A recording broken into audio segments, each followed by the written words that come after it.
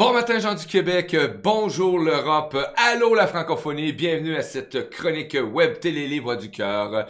Je suis maintenant accompagné avec la chroniqueur de l'entrepreneur proactif de cette chronique, Martine Chagné, MBA, présidente d'Agora Ressources d'affaires et porteuse du projet Entrepreneur proactif. Bon matin, Martine. Et bonjour Mario, bonjour à tous. Ah, bonjour Martine, une autre belle chronique pour les entrepreneurs et futurs entrepreneurs aussi proactifs. Donc, bienvenue à cette belle chronique les amis. Et si vous avez des commentaires, des questions, gênez-vous pas, vous avez les liens pour rejoindre Martine sur la diffusion actuellement. Donc, vous pouvez communiquer avec Martine, elle se fera plaisir de recommuniquer avec vous.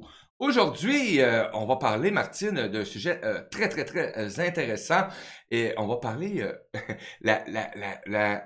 oh, oh! La communication, la communication, très important d'y aller avec la communication, hein, réflexion stratégique. Mais qu'est-ce que c'est que ça, Martine?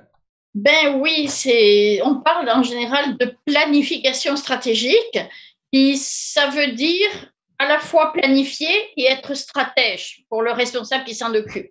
Alors, c'est ça, je vais en parler aujourd'hui, puis on va essayer de démystifier ce qui se cache derrière ça, voir aussi ce qui peut nous mêler, ce qui peut être difficile à saisir. Puis on va regarder qu'est-ce qui fait que ces planifications stratégiques peuvent causer des échecs. Euh, Puis on va regarder qu'est-ce qui est important de retenir. Et puis je vais vous communiquer 2 conseils de base, mais bien importants pour votre entreprise. Oh. Alors voilà le menu pour aujourd'hui. Quel beau menu, Martine. Et là, c'est sûr, quand on parle de la réflexion stratégique, mais qu'est-ce que c'est que la réflexion stratégique? Parce que là, c'est un bien grand mot. Oui, j'aime bien quand tu dis réflexion stratégique parce que moi aussi, c'est le mot que je privilégie, réfléchir de façon stratège. Mais dans la réalité, on parle souvent de planification stratégique. Euh, Ça veut dire que le responsable est à la fois en train de planifier et à la fois en train d'être stratège pour voir les meilleures options dans le moment présent.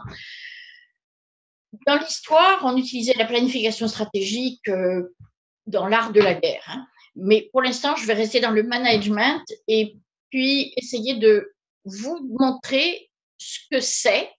Donc, aujourd'hui, je vais prendre le terme planification stratégique, bien que dans la réalité, moi, je préfère le terme réflexion stratégique.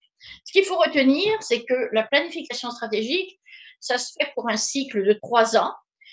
Jadis, on le faisait pour 10 ans, pour 15 ans. Maintenant, là, c'est que pour du court terme parce que l'environnement change très vite et on ne peut pas anticiper plus loin. Donc, tu mentionnes qu'avant, on pouvait faire ça pour une dizaine d'années, maintenant 3 ans, parce que, bon, les technologies ont évolué, le désir aussi des gens qui consomment, la La rapidité. géopolitique, la géopolitique, on est dans l'heure de la mondialisation, la globalisation. Il y a des changements majeurs qui peuvent venir en claquant des doigts. Il faut en tenir compte. Alors, c'est ça. Maintenant, j'aimerais peut-être expliquer qu'est-ce que le document planification stratégique contient. Donc, il faut se souvenir que c'est un outil qui est utile pour le leader et pour la croissance de l'entreprise. C'est important pour le leader parce que le leader, lui, il va avoir sa vision, avoir son plan, pouvoir en parler aux personnes qu'il veut convaincre, que ce soit pour un emploi, pour développer avec de nouveaux partenaires. Euh, donc, ce document est important pour le leader et pour la croissance de l'entreprise, pour savoir exactement si on pose les bonnes actions pour s'aligner vers où on veut aller dans la vision. Donc, ça indique la direction que l'organisation va prendre pour répondre à la question où veut-on aller.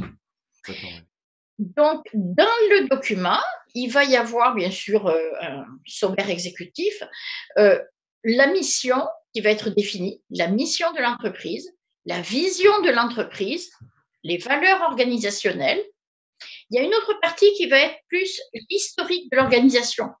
Qu'est-ce qui s'est passé dans les 10-15 dernières années? Où est-ce qu'on est rendu maintenant? Pourquoi on change le cap ou vers où on s'en va? Ça, c'est l'historique organisationnel. Et c'est très intéressant parce qu'on va voir comme ça le cycle de vie de l'entreprise. Ensuite, une partie qui est importante sur l'analyse du diagnostic, le diagnostic et son analyse, pour déterminer les enjeux stratégiques et les objectifs stratégiques. Alors, on va utiliser le tableau des forces, menaces, défis, opportunités, d'autres outils que je ne nommerai pas maintenant. Faites-moi confiance, il y en a plusieurs. Et les professionnels utilisent ceux qui sont adaptés par rapport à votre type d'entreprise. Hein. Donc, ça ne sert à rien que je vous les nomme tous. Les professionnels comme moi ont l'habitude, ils savent prendre ce qui est nécessaire pour extraire finalement l'enjeu primordial pour l'entreprise. Donc, oui, je n'ai pas terminé, excuse-moi. Là aussi, on va prendre pas uniquement dans cette analyse les données internes de l'entreprise, mais on va aussi regarder les données externes pour voir s'il y a des changements dans l'environnement, s'il y a un nouveau joueur qui prévoit de s'implanter à côté de nous, quels sont les changements à venir. Tu parlais de technologie, par exemple, qui vont venir impacter notre entreprise. Et ensuite, il y a une autre partie qui est plus mesure de rendement, avec des objectifs et puis des objectifs SMART, là, puis des indicateurs de production.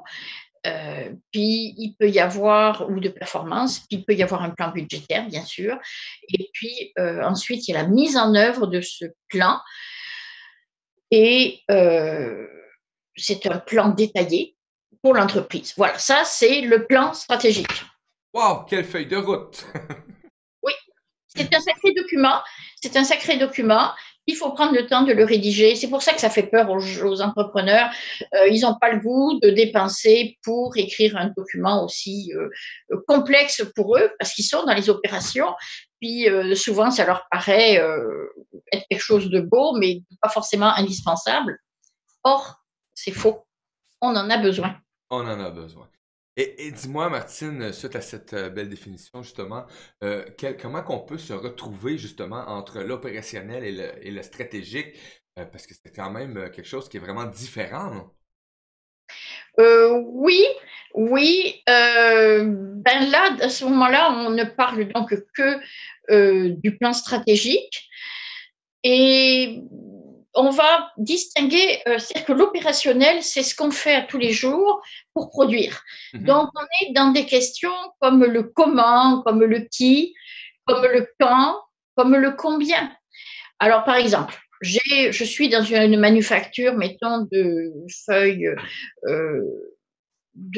d'acier pour produire des pièces.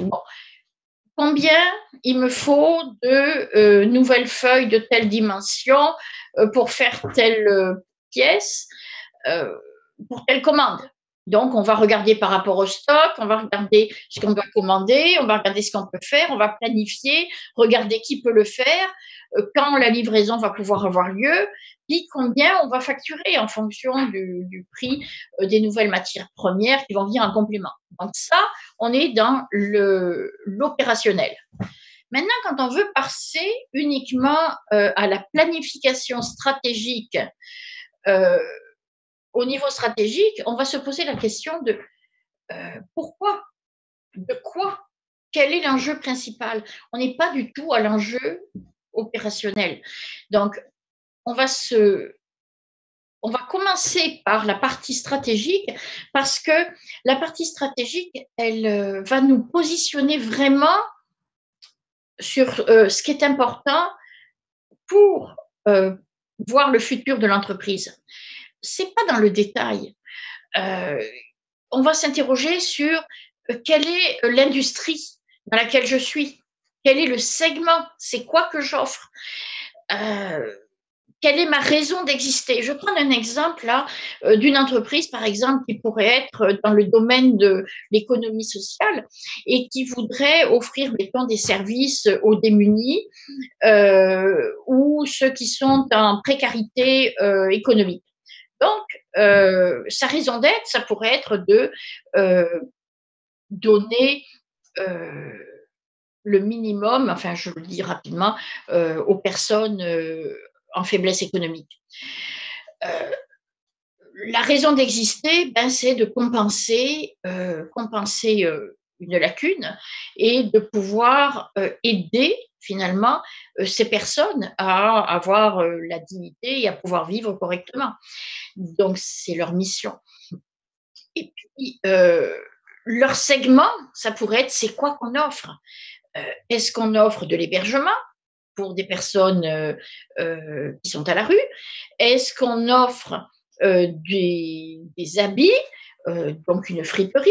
Est-ce qu'on offre de l'alimentation alimentaire, une banque alimentaire? Est-ce qu'on offre du soutien psychologique pour, je ne sais pas moi, les personnes vulnérables et on trouve une typologie. Donc le quoi, ça va être ça. Et on va préciser comme ça clairement notre segment. Une fois qu'on a défini le segment, ben, ça va être facile d'entrer dans l'opérationnel. C'est un entonnoir, là. On met ce qui est important en premier et après ça, on va décliner les opérations. Donc, effectivement, et les amis, vous avez en arrière-plan, depuis le début de cette chronique, un beau petit modèle de réflexion avec une belle cible. Donc, et on a emmené aussi hein, le pourquoi, le qui, le comment, donc le quoi, le comment, donc, et c'est ce qu'on vient de nous apporter aussi depuis le début, que tu nous amènes cette chronique. Et là, ben, on a aussi qu'est-ce qui pourrait être, Martine, les causes d'échec dans la planification stratégique?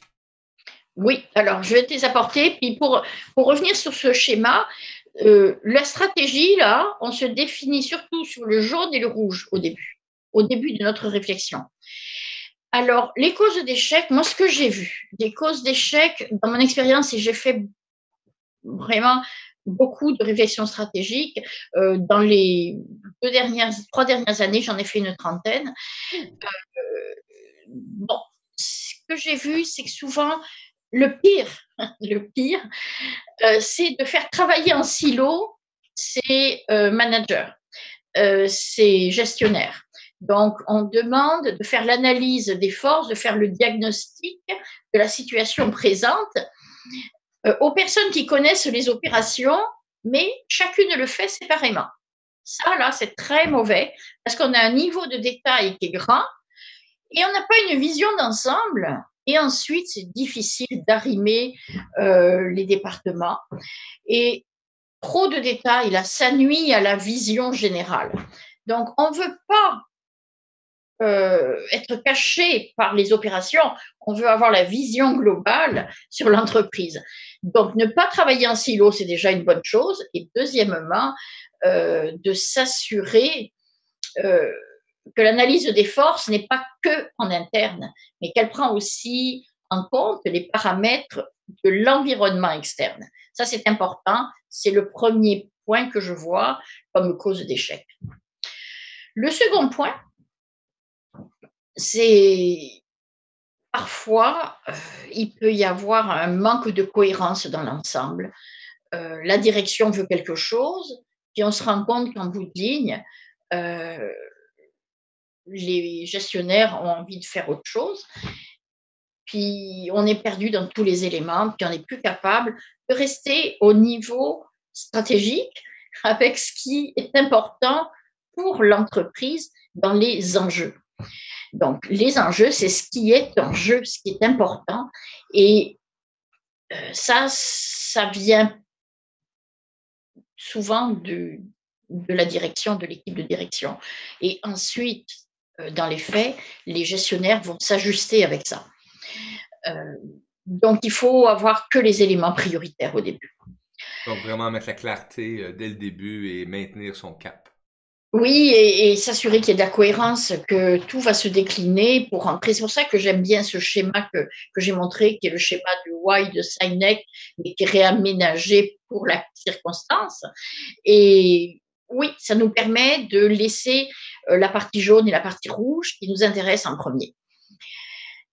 Alors, ce que j'ai constaté aussi, puis ça c'est un peu spécial, c'est que sans cohésion au niveau de l'équipe de direction, par exemple, s'il y a un gros désaccord, s'il y a un conflit, mais on perd de vue la vision de l'entreprise, puis on n'est pas capable de faire une planification stratégique qui ait de l'allure ou une réflexion stratégique qui soit porteuse. Donc, la cohésion de l'équipe de direction est importante parce qu'elle a une incidence sur le devenir de l'entreprise. Et c'est souvent qu'un partenaire peut penser différemment des autres ou que du coup, il y a des jeux différents. Donc, la cohésion est importante de l'équipe de direction. Ce qui Oui. est important aussi, c'est la communication du plan stratégique. Combien de plans stratégiques ne sont pas bien communiqués aux employés ou ne sont pas bien communiqués aux parties prenantes? Et si on n'explique pas bien où on veut aller, si on n'est pas clair pour que ce soit facile à comprendre, si on n'a pas modélisé, genre avec un schéma, les futures années, mais ça va pas être clair pour tout le monde et du coup, ça sera pas facile à le mettre en place. Et comme le plan d'opération va être consécutif à la réflexion stratégique, à la planification stratégique, ben, il faut le mettre en place, l'implanter, il faut le suivre, il faut le vérifier. Donc, il faut communiquer régulièrement sur quelle phase on est, où est-ce qu'on se situe, si on veut le faire de façon processuelle, ou le faire de façon à reprendre des mots qui vont interpeller les parties prenantes. Il faut se souvenir qu'en bout de ligne, la réflexion stratégique, ce document de planification, là, c'est un document qui est vivant. Donc, la réalité prévaut sur ce qu'on anticipe et il faut en tenir compte.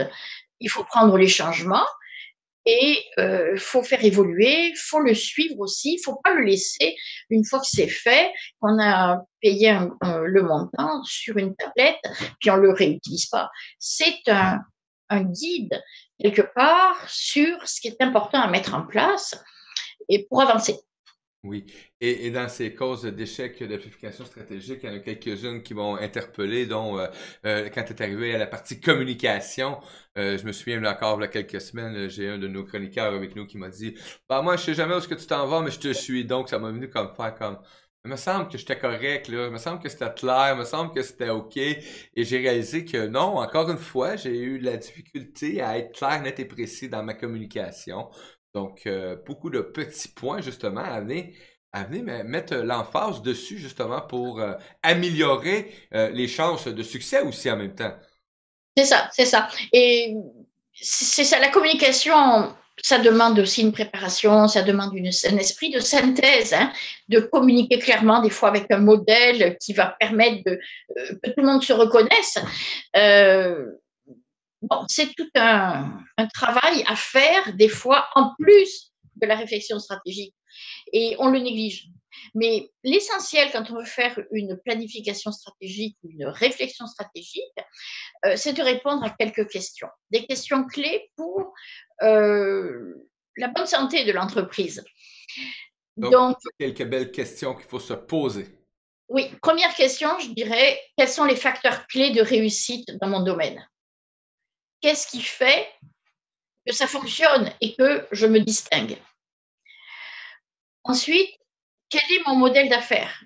Qu'est-ce qui fait que je vais avoir des dollars ou des euros ou une monnaie qui va rentrer dans mon entreprise? Comment je crée de la valeur dans mon entreprise? Et on s'entend dans les entreprises, il y a souvent beaucoup de gaspillage. Euh, donc, c'est encore une conversation. La valorisation des services. Mais là, on parle du modèle d'affaires. Donc, c'est qu'est-ce qu'on a mis comme mécanique pour que ça fonctionne au niveau de faire rentrer des fonds. Et là aussi, ça pourrait être toute une chronique. Toute une chronique, effectivement. Comment apporter des fonds à votre entreprise? Le troisième point, c'est quels sont les enjeux, ce qui est en jeu dans mon entreprise. Faut définir les grandes orientations générales, mais en lien avec eux et avec la vision. Euh, je te prends un exemple, il y a, je sais pas, mettons un exemple de la vie courante, tu as un animal qui vient sur ton chemin, ton enjeu là, c'est ta survie. Oui. Ou tu peux choisir ta stratégie de fuir ou de crier fort pour lui faire peur, tu vois. Donc, on est là rendu à des choses simples, ce qui est le plus important. Ensuite, connaître le cycle de vie de l'entreprise, ça c'est important aussi, parce que les tactiques vont être différentes après. Savoir quel est le cœur de compétence, qu'est-ce qui me différencie de mes compétiteurs, Oui. en quoi mon entreprise est bonne, et ça représente un avantage pour le client, un avantage perçu. Et puis, bien sûr, ne pas négliger la question quel est le besoin du client. Parce que si on n'a pas de besoin chez le client, on peut offrir des services ou des produits, mais il n'y aura pas d'acheteurs, donc on n'aura pas d'argent qui rentre, l'entreprise ne fonctionnera pas. Non.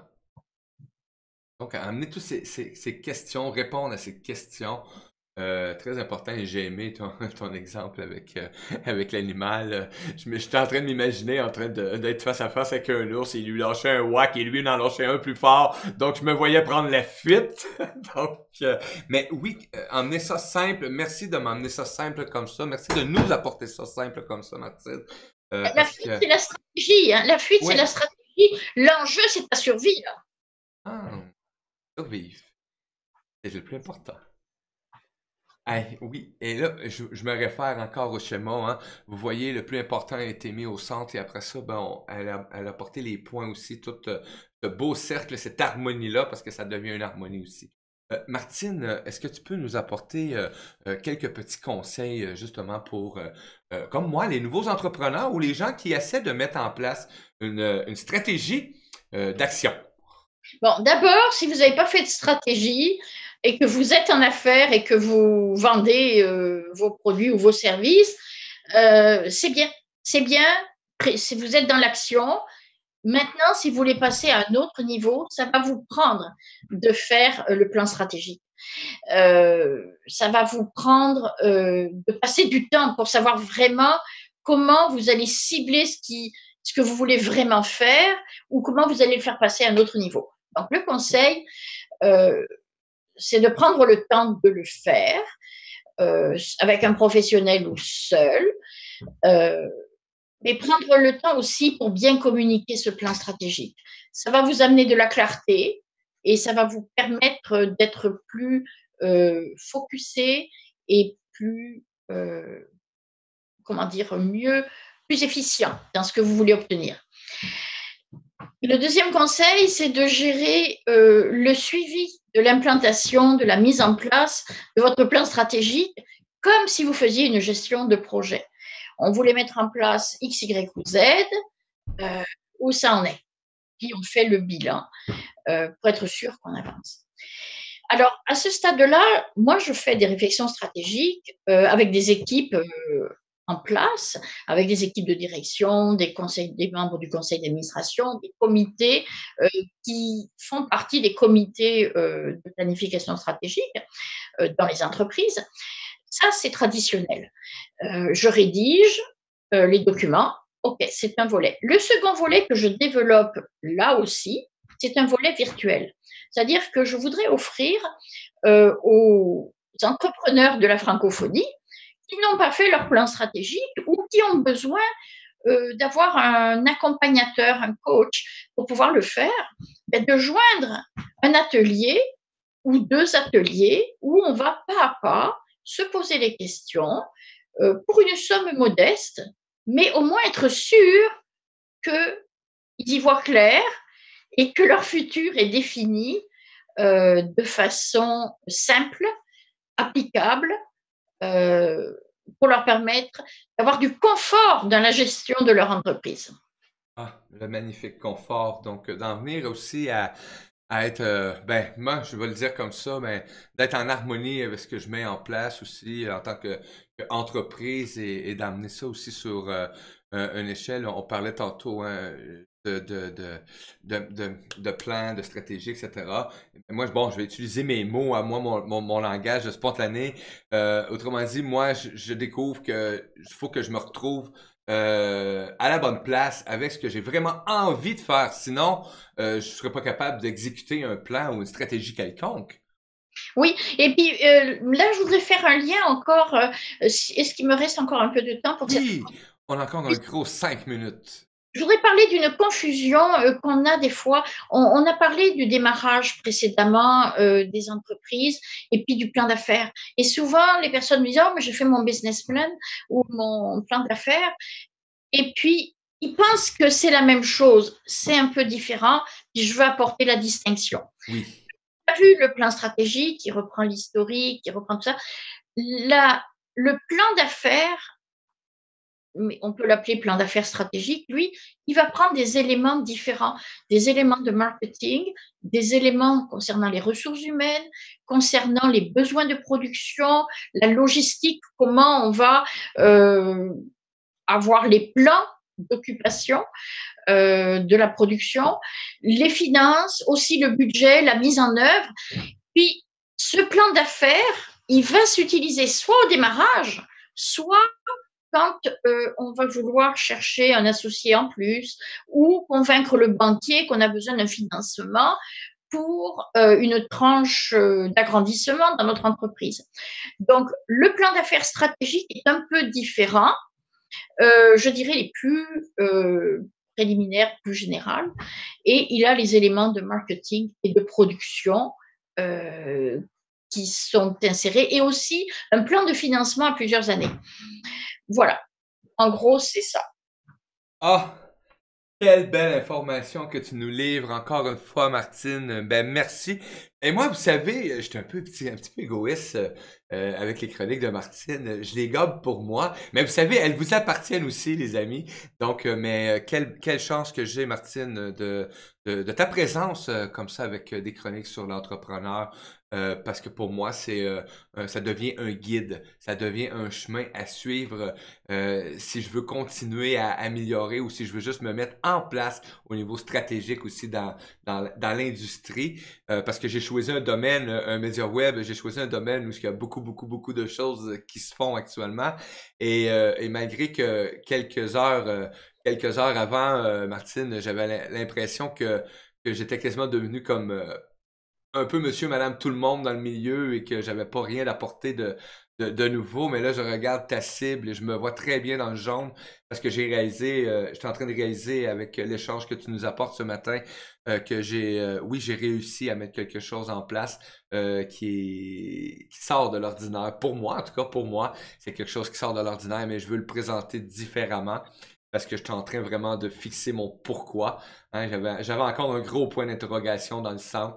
Mais depuis ce matin, parce que bon, les gens ne le savent peut-être pas, mais j'ai eu la chance d'être avec Martine quelques temps avant cette chronique. Et ben merci Martine, merci pour ton apprentissage et ce que tu viens enseigner aux entrepreneurs. C'est vraiment extraordinaire. Le don que tu nous apportes, le don de soi que tu nous apportes avec le message que tu viens nous porter chaque semaine. Merci. Puis je veux rendre ça clair. Oui, il y a une façon de faire. Puis c'est pas une obligation de passer par un développement de budget excessif. Il y a possibilité d'être accompagné pour que ce soit fait à votre dimension, juste avec ce dont vous avez besoin pour passer à l'étape suivante. Puis là, ce que je mets de l'avant, c'est ce modèle vulgarisé, simple. Vous inquiétez pas, on rend simple, on fait par étapes, et en bout de ligne, vous allez avoir l'essentiel de ce dont vous avez besoin de façon accessible. Ah, c'est ça que j'aime, moi. Vulgariser, rendre ça accessible. Donc, moi, j'ai besoin de cette façon-là d'enseignement, on peut dire ça comme ça. J'en ai grandement besoin parce que je suis quelqu'un qui aime garder les choses simples et j'ai eu tendance à amener un peu ça trop compliqué dans mon entourage actuellement et je me suis perdu. Mais je suis pas tout à fait perdu parce que j'avais gardé une petite corde attachée après moi au cas où des fois parce que je suis peureux un peu de nature. Donc j'ai gardé cette petite corde que Martine m'a ramenée. Martine, je dois l'avouer, ce matin, tu m'as rapporté, tu m'as ramené sur mon lien, sur mon centre, mon jaune hein, et le rouge que je vais développer. Donc merci beaucoup pour ces enseignements. Et auditeurs, auditrices, vous pouvez en profiter et vous pouvez aussi communiquer avec Martine, avec les liens qui accompagnent cette diffusion, à cette magnifique chronique entrepreneur proactif, et ça le dit. Ça veut dire de devenir un entrepreneur pro en étant actif. Donc, j'adore le titre aussi en même temps. Martine, merci beaucoup. Merci beaucoup et merci à tous. Et je suis là à votre service pour vous permettre de réussir encore mieux avec facilité dans ce que vous entreprenez. Vous êtes géniaux et puis ensemble, on va faire un bon bout de chemin. C'était Martine Chenier, entrepreneur proactif. Martine, MBNA, présidente d'Agora Ressources d'affaires et porteuse du projet Entrepreneur proactif. Mon nom est Mario Marchand et ça me fait un grand plaisir d'avoir accompagné Martine lors de la chronique. Ciao, ciao les amis.